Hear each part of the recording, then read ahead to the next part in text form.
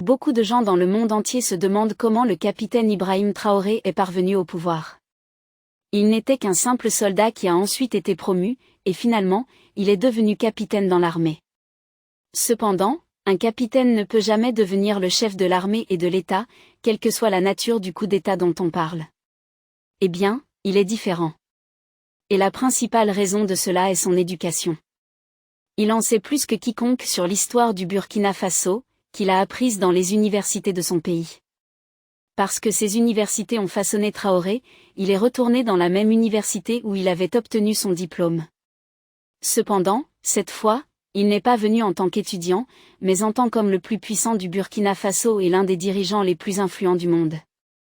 Lors de son discours devant les étudiants, il a révélé beaucoup de choses sur les changements qu'il envisageait et ce qu'il attendait des étudiants. En résumé, il envisage de former des centaines d'Ibrahim Traoré parmi les étudiants qui dirigeront le pays. Mais qu'a-t-il encore révélé lors de son entretien avec les étudiants de l'université qui a littéralement effrayé l'Europe, en particulier la France? Découvrons cela dans cette vidéo. Lorsque le capitaine Ibrahim Traoré a pris le contrôle le 30 septembre 2022, à la suite d'un coup d'État militaire, il a souligné la nécessité urgente de résoudre la détérioration de la sécurité au Burkina Faso. À ce moment-là, les pays occidentaux ne savaient pas comment il allait s'y prendre. Ils se moquaient même de la situation au Burkina Faso, pensant qu'Ibrahim Traoré ne serait pas en mesure de gérer les problèmes. Mais un choc est venu de Traoré lorsque l'on a annoncé que les élections n'étaient pas la priorité absolue. Au lieu de cela, l'accent principal du gouvernement de transition était de garantir la sécurité nationale avant de poursuivre les élections. Le capitaine Traoré a insisté sur l'importance d'élections inclusives, permettant à tous les citoyens de participer et aux candidats de faire campagne dans tout le pays sans craindre des représailles. C'est à ce moment-là que l'Occident a compris qu'Ibrahim Traoré avait l'intention de changer radicalement les choses. Il a déclaré que les élections ne se concentreraient pas uniquement à Ouagadougou ou à Bobo-Dioulasso, et qu'il fallait donc d'abord assurer la sécurité.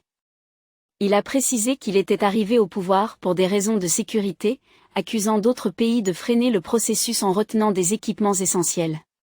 Selon lui, les pays influencés par les impérialistes bloquaient la livraison d'équipements, ce qui entraînait des retards, tout en exhortant simultanément le Burkina Faso à accélérer les élections. Bien que les prochaines élections présidentielles soient prévues pour juillet 2024, avec des réformes constitutionnelles prévues, le capitaine Traoré a précisé que la sécurité restait la priorité absolue dans un pays en proie à la violence djihadiste. Il a souligné l'objectif d'organiser des élections, mais n'a pas précisé de date. Il a retardé les élections pour une raison que vous découvrirez bientôt.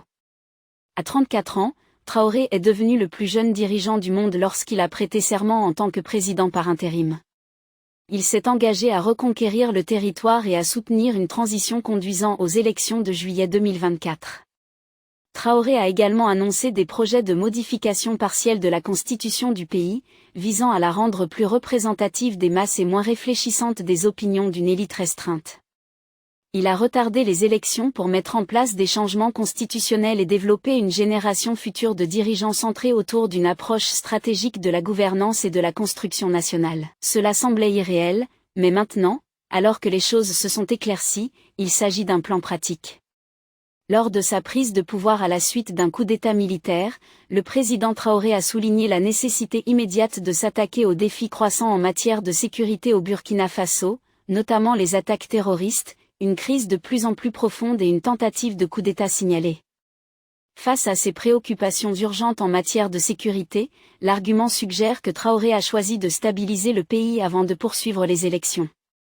Cependant, le report des élections n'est pas uniquement dû à une négligence des processus démocratiques, mais plutôt à une décision délibérée de mettre en œuvre des changements constitutionnels. Traoré a exprimé le désir d'apporter des réformes à la Constitution, visant à obtenir un document plus inclusif et représentatif. Ces ajustements pourraient inclure la participation de leaders religieux et communautaires, rendant le cadre constitutionnel plus conforme à la population diversifiée du Burkina Faso. Un autre aspect de l'argument suggère que Traoré profite de ce report pour favoriser l'émergence d'une nouvelle génération de leaders. En reportant les élections et en se concentrant sur les réformes constitutionnelles, Traoré cherche à créer un environnement politique propice à la croissance de jeunes leaders qui pourraient jouer un rôle substantiel dans la gouvernance future du Burkina Faso. Cela s'aligne avec son engagement précédent à faciliter une transition menant aux élections de juillet 2024. L'argument laisse également entendre que l'approche de Traoré est une réaction aux défis historiques auxquels le Burkina Faso a été confronté. Prendre le temps d'apporter des changements constitutionnels et encourager potentiellement une plus grande participation des leaders pourrait être un effort délibéré pour résoudre des problèmes de longue date et poser les bases d'un paysage politique plus inclusif et stable. De plus, l'évolution du paysage géopolitique, marqué par des changements d'alliance avec des pays comme la Russie et un éloignement de partenaires précédents tels que la France, semble influencer la prise de décision de Traoré. Cette adaptation géopolitique pourrait faire partie d'une stratégie globale visant à positionner le Burkina Faso conformément à la vision du président pour l'avenir du pays. Même si nous pouvions comprendre les changements constitutionnels, il était difficile de comprendre comment Traoré envisageait de former les futurs dirigeants. Alors qu'il souhaite un changement stratégique dans le développement du leadership au Burkina Faso, au lieu de perpétuer le modèle de confier le pays à des dirigeants corrompus, Traoré plaide en faveur de la formation d'une nouvelle classe de dirigeants émergents des universités. Cette approche vise à encourager une génération de personnes éduquées et moralement responsables capables de devenir des leaders futurs et de gouverner efficacement la nation. La justification derrière l'argument de Traoré comprend plusieurs points clés. Tout d'abord, il reconnaît les défis historiques liés à la corruption au Burkina Faso et vise à rompre avec ce cycle profondément enraciné. Cet engagement témoigne d'une détermination à nourrir une nouvelle ère de gouvernance caractérisée par l'intégrité et la responsabilité. Deuxièmement, en mettant l'accent sur les universités, il manifeste un engagement envers l'investissement dans l'éducation en tant que moteur fondamental du développement national. En favorisant les capacités de leadership au sein des établissements éducatifs, Traoré envisage la création d'un vivier de personnes bien éduquées, dotées des compétences et des connaissances nécessaires pour naviguer dans les complexités de la gouvernance d'un pays. De plus, l'accent de Traoré sur les universités reflète sa conviction en la puissance formatrice de l'éducation pour façonner des leaders éthiques et compétents.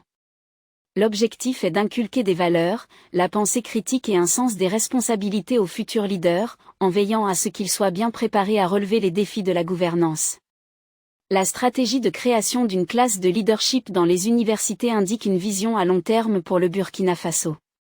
Plutôt que de compter sur des solutions à court terme ou des solutions politiques rapides, Traoré envisage une structure de leadership durable et progressive contribuant au développement à long terme et à la stabilité du pays. Traoré vise à responsabiliser la jeune génération en ciblant les universités et en reconnaissant leur potentiel et leur dynamisme. Cette approche cherche à exploiter l'énergie des jeunes et leur désir d'améliorer le pays, en s'éloignant des modèles de leadership traditionnels qui auraient pu exclure ou marginaliser cette population. Même si Ibrahim Traoré est le plus jeune président du monde, il est le plus intelligent.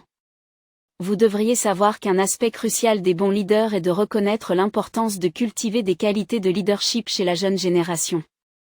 Les leaders honnêtes n'accèdent jamais au pouvoir pour eux-mêmes, mais pour développer la nation, et c'est ce que souhaite faire Ibrahim Traoré. Le développement du leadership chez les étudiants est considéré comme une stratégie pour atteindre un progrès durable. Au lieu de s'attaquer exclusivement aux préoccupations immédiates, Ibrahim Traoré souhaite consacrer du temps et des ressources à façonner les esprits et les compétences de la jeune génération. Cette approche proactive est vue comme un moyen de garantir la stabilité à long terme et la prospérité du pays. Pour concrétiser cette étape, Ibrahim Traoré a effectué une visite inattendue à l'université de Ouagadougou, où il avait obtenu son diplôme en géologie. Lors de cette visite, il a partagé diverses déclarations qui ont donné un aperçu de sa personnalité, contribuant ainsi à façonner son style de leadership. Lors de la session de questions-réponses, Traoré a discuté de ses intentions de réduire le nombre de partis politiques dans le pays dans le cadre de sa stratégie visant à rétablir le régime civil. Il a également exprimé son aspiration à regagner la souveraineté du pays vis-à-vis d'une nation spécifique, bien qu'il n'ait pas mentionné son nom explicitement. Avant d'aborder les questions politiques, Traoré s'est penché sur les préoccupations immédiates de l'université, s'engageant à fournir un accès gratuit à Internet à fibre optique pour les étudiants. Il les a rassurés en leur garantissant que des mesures seraient prises pour assurer leur sécurité et un retour rapide en classe. Cet engagement s'étendait à toutes les universités, mettant l'accent sur l'importance pour les étudiants de s'intégrer dans la communauté estudiantine et de reprendre leurs études. En regardant vers l'avenir, Traoré a évoqué des discussions en cours avec divers pays pour faciliter les échanges d'étudiants en vue d'avancées technologiques. Il a souligné l'importance de l'acquisition d'équipements de laboratoire pour améliorer la qualité de l'éducation, en particulier dans des domaines tels que la géologie. Traoré a souligné l'importance des partenariats pour progressivement rééquiper les universités et les écoles, garantissant ainsi que les étudiants reçoivent une formation de haute qualité en éducation. Pour répondre aux besoins de réforme de l'éducation, Traoré a mentionné des discussions avec le ministre de la Jeunesse nouvellement nommé et ses collègues de l'enseignement supérieur et de l'enseignement de base. Il a exposé les réformes à venir dans le système éducatif, en réponse à une question sur les plans de transition pour rétablir le pays sous un régime civil. En ce qui concerne les questions politiques, Traoré a souligné la nécessité de réduire le nombre de partis politiques. Il a déclaré qu'une réforme globale était en cours et que ne pas la mettre en œuvre maintenant pourrait entraîner des négligences à l'avenir. C'est quelque chose à quoi aucun autre dirigeant africain n'a jamais pensé. Cela montre ce qu'Ibrahim Traoré prévoit de faire du Burkina Faso dans les années à venir. Ibrahim Traoré a qualifié les étudiants de décideurs qu'il était prêt à soutenir. Il a déclaré que les leaders de toutes les régions de la nation doivent collaborer pour construire quelque chose de significatif avec une idéologie claire pour provoquer le changement. Il a révélé que des réformes sont en cours dans ce but et seront lancées pour établir un cadre de consultation. Traoré a partagé un principe avec les étudiants, disant qu'il trouve difficile de comprendre les personnes qui ne peuvent pas aider les autres. Il a dit que si Dieu lui donnait 1 milliard et qu'il ne pouvait pas allouer 50 millions pour aider un jeune, il priait Dieu de ne pas le lui accorder. Remarquez comment il a discuté avec les étudiants, leur enseignant des principes moraux et la capacité d'aider les autres. C'est parce que chaque fois qu'Ibrahim Traoré est parmi les étudiants, il a l'impression de devoir les enseigner et de les préparer. Après tout, ce sont les futurs leaders. Traoré a déclaré que sa préoccupation est que les jeunes restent activement engagés, car la lutte pour la souveraineté est un combat à long terme qui exige une grande résilience. Tout en s'abstenant d'exprimer certaines choses qui pourraient offenser, l'engagement du Burkina Faso dans la lutte pour la souveraineté est inébranlable. Il a dit que les processus nécessaires ont été enclenchés et avancent bien. Il a en outre précisé qu'il ne souhaitait pas la violence, mais encourageait au contraire les jeunes à renoncer à la violence, à maintenir une bonne santé et à se concentrer sur la construction nationale. Voici un rappel. Veuillez aimer et partager la vidéo et vous abonner à notre chaîne pour regarder davantage de vidéos sur la culture noire, l'histoire, la civilisation et l'identité. Poursuivons maintenant. Il se peut qu'il veuille changer le système éducatif au Burkina Faso, qui est influencé par la France.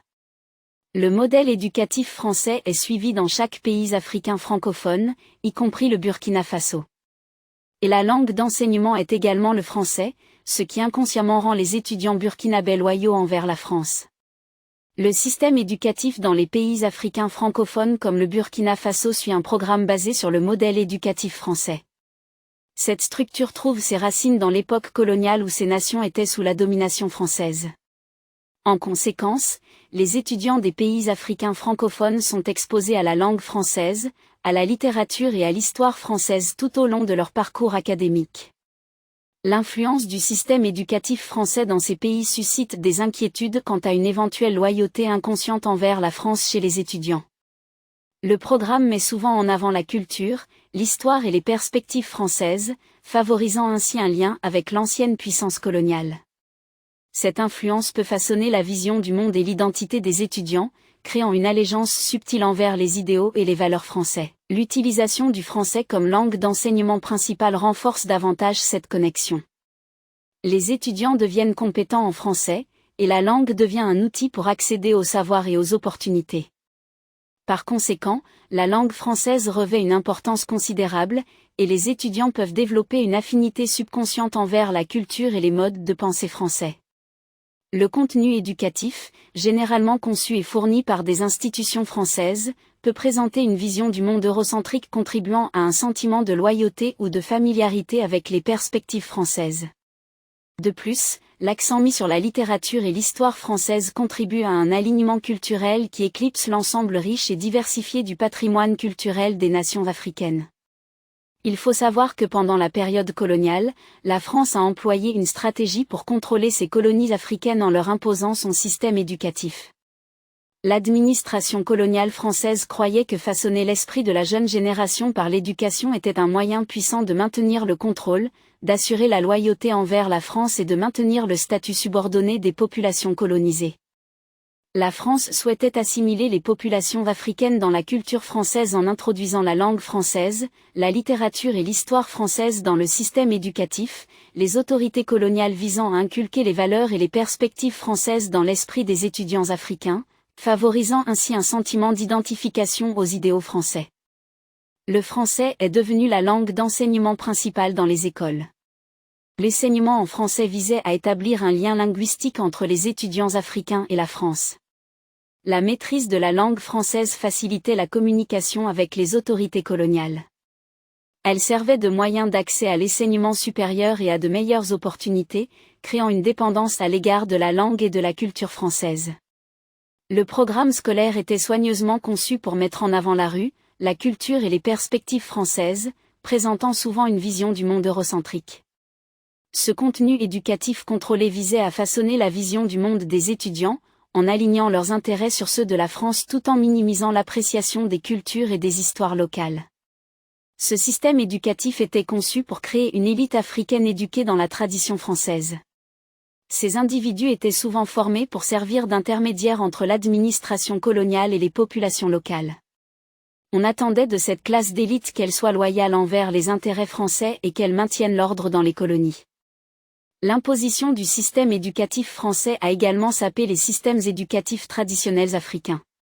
En discréditant les connaissances et les pratiques autochtones, la France a cherché à démanteler les structures sociales existantes et à les remplacer par un système renforçant la domination culturelle et intellectuelle française. L'accès à l'enseignement supérieur était souvent restreint pour les Africains, créant une structure hiérarchique où l'élite éduquée en France occupait des postes influents. Dans le même temps, la majeure partie de la population avait un accès limité à l'éducation avancée, et restait dans des rôles subordonnés. Cette situation perdure aujourd'hui, mais Ibrahim Traoré plan tout change using all his power. C'est pourquoi il s'engage auprès des étudiants de son pays et les prépare à être les futurs leaders, contrairement aux générations précédentes qui ont vendu leur pays et sont devenues des marionnettes occidentales. L'interaction en face à face entre le président Ibrahim Traoré de la transition et les enfants a offert l'occasion d'explorer leurs préoccupations concernant la paix, la sécurité, l'éducation, et la sécurité alimentaire.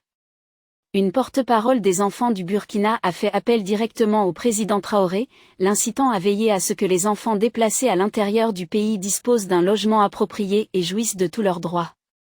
Elle a souligné que les rues ne sont pas un endroit approprié pour les enfants, et a plaidé en faveur de la scolarisation des filles plutôt que de les impliquer dans un travail domestique potentiellement violent.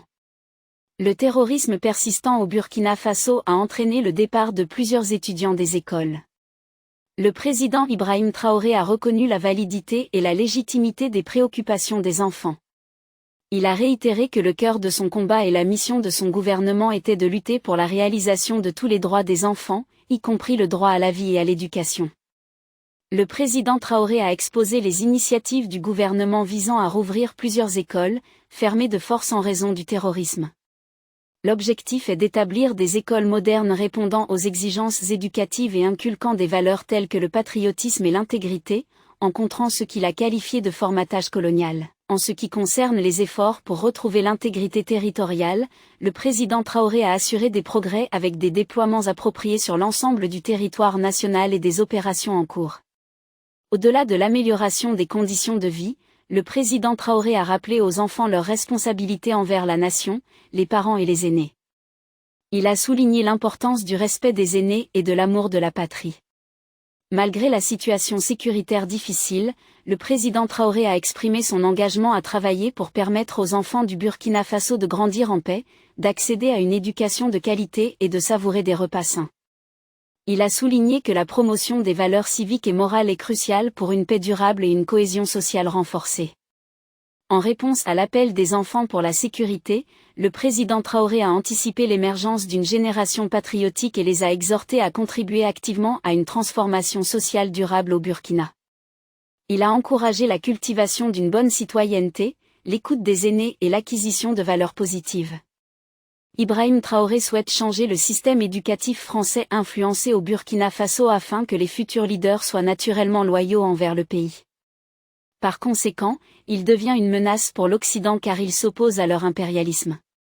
Il s'est engagé à lutter contre l'impérialisme et le néocolonialisme, s'inspirant de la figure historique révolutionnaire de la nation, Thomas Sankara, et citant Che Guevara. En conclusion, il fait son travail et attend que la nation se joigne à lui. Jusqu'à présent, Ibrahim Traoré a changé le visage du pays, tant au niveau national qu'international. Le Burkina Faso a établi des liens diplomatiques solides avec les gouvernements révolutionnaires du Nicaragua, du Venezuela, de Cuba et de l'Iran. De plus, le pays a cultivé des relations avec la Russie, un adversaire notable de l'OTAN. En septembre 2020, le mécontentement a conduit à un autre coup d'État au Burkina Faso, portant au pouvoir un autre leader militaire nationaliste nommé Ibrahim Traoré. À seulement 34 ans, il est devenu l'un des plus jeunes dirigeants du monde. Traoré s'est engagé à entreprendre une refondation de la nation, une modernisation globale pour aborder des problèmes tels que l'extrémisme violent et la corruption, et à réformer complètement le système gouvernemental. Dans ses discours, Traoré conclut souvent par le chant « La patrie ou la mort, nous prévaudrons ». En tant que président, Traoré a embrassé certaines des idées révolutionnaires de Thomas Sankara, un officier militaire burkinabé marxiste et un panafricaniste engagé, qui a dirigé une révolution socialiste au Burkina Faso en 1983. Sankara a mis en œuvre des politiques de réforme agraire, de développement des infrastructures, de programmes de santé publique et d'alphabétisation. Sous la direction de Sankara, le Burkina Faso a défié le néocolonialisme français et poursuivi une politique étrangère anti-impérialiste. Cependant, en 1987, Sankara a été renversé et assassiné lors d'un coup d'État dirigé par son ancien allié, Blaise Compaoré, qui a adopté une position de droite et s'est aligné sur les États-Unis et la France, gouvernant par le biais d'élections truquées jusqu'en 2014. Aujourd'hui, Ibrahim Traoré s'inspire largement de l'héritage de Sankara, exprimant le désir de l'Afrique de l'Ouest et du continent dans son ensemble de se libérer du néocolonialisme occidental. En juillet, il a participé au sommet Russie-Afrique à Saint-Pétersbourg, prononçant un discours anti-impérialiste passionné mettant en avant la nécessité de l'indépendance et de la non-ingérence dans les affaires internes. Dans son discours, il a abordé les thèmes de la souveraineté et de la lutte contre l'impérialisme. Il s'est interrogé sur la raison pour laquelle l'Afrique, riche en ressources, reste la région la plus pauvre au monde, exprimant sa frustration face à l'absence de réponse.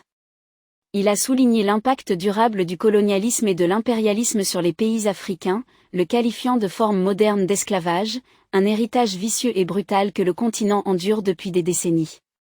Affirmant qu'un esclave qui ne se bat pas pour la liberté n'est pas digne d'indulgence, le président Traoré a insisté sur l'importance pour les dirigeants africains de résister à la marionnettisation aux mains des impérialistes. Il a appelé à l'autosuffisance, notamment en ce qui concerne l'approvisionnement alimentaire pour répondre aux besoins de la population. Citant les mots du dirigeant révolutionnaire cubain Ernesto Che Guevara, Traoré a conclu par le chant « La patrie ou la mort ». Le nouveau gouvernement nationaliste au Burkina Faso a également cherché à renforcer ses liens avec les mouvements révolutionnaires en Amérique latine. Le Premier ministre Apollinaire Joaquim Kiellen de Tambela a rendu visite au Venezuela en mai pour rencontrer le président Nicolás Maduro. Tambela s'est également rendu au Nicaragua en juillet pour célébrer le 44e anniversaire de la révolution sandiniste, participant à la célébration du 19 juillet à Managua. Après le coup d'État de septembre 2022 au Burkina Faso, le président Traoré a surpris les observateurs en nommant un fidèle de longue date de Thomas Sankara, Apollinaire Joaquim Kiellen de Tambela, comme Premier ministre. Tambela, qui était un allié de Sankara lors de la révolution burkinabé, a joué un rôle crucial dans l'organisation de la solidarité envers le nouveau gouvernement dans les années 80. Exprimant des vues panafricanistes et des affiliations à des organisations communistes et de gauche, Tambela est chargé de superviser la refondation de la nation. Le choix de Traoré de nommer Tambela comme Premier ministre témoigne de son engagement à faire revivre l'héritage révolutionnaire de Sankara. Ibrahim Traoré a changé à jamais le Burkina Faso, car après lui, le monde verra une armée de dirigeants qui lui seront loyaux, à l'image de Traoré lui-même. Le capitaine Ibrahim Traoré a souligné avec passion la maturité et l'indépendance du continent africain.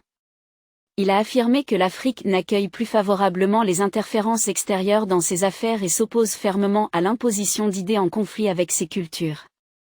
Alors qu'un monde multipolaire prend forme, le capitaine Ibrahim Traoré a affirmé avec force que l'Afrique mérite légitimement un rôle important. À la suite du deuxième sommet Russie-Afrique, le leader burkinabé a appelé à ce que l'Afrique reçoive la reconnaissance qu'elle mérite, plaidant en faveur d'un rôle accru des Nations Unies et exigeant du respect sur la scène mondiale. Il s'est fermement opposé à la multipolarité et à la souveraineté, déclarant explicitement que l'ingérence dans les affaires africaines n'est plus tolérable. Êtes-vous d'accord avec le plan d'Ibrahim Traoré visant d'abord à encourager les étudiants à devenir les dirigeants de demain, puis à leur transférer le pouvoir ? N'est-il pas vrai que Traoré cherche à développer et à unir la nation d'une manière que personne n'a jamais faite auparavant ? Faites-nous part de vos réflexions sur la manière dont Traoré devrait reconstruire le Burkina Faso en utilisant son pouvoir. Vous souhaitez regarder plus de vidéos comme celle-ci ? Si oui, abonnez-vous à notre chaîne et appuyez sur la cloche à côté. Nous avons décidé de proposer des vidéos sur quelque chose dont personne ne parle, la culture noire, la civilisation, l'histoire et les preuves de la grandeur des Noirs. Merci de nous avoir regardés, et jusqu'à la prochaine vidéo, restez branchés.